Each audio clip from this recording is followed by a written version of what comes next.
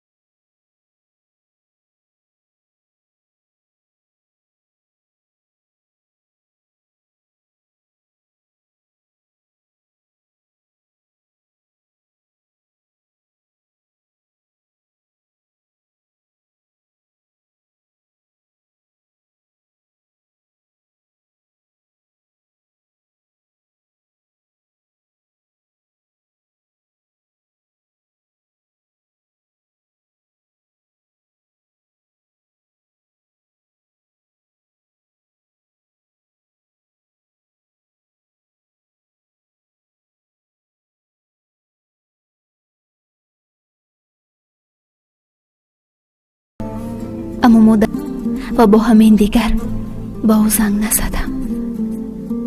عجبا، به هر دویشون من باور داشتم.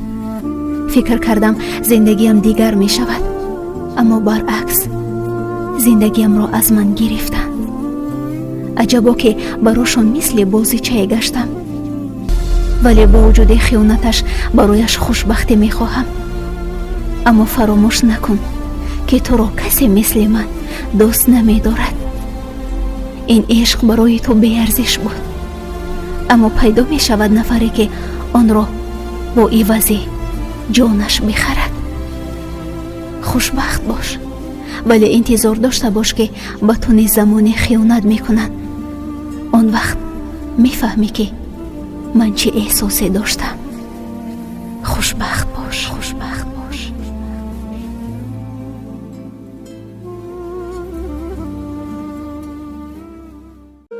بهترین ترانه قصه ها در پرتر شهلا سیف‌الدین‌آوا.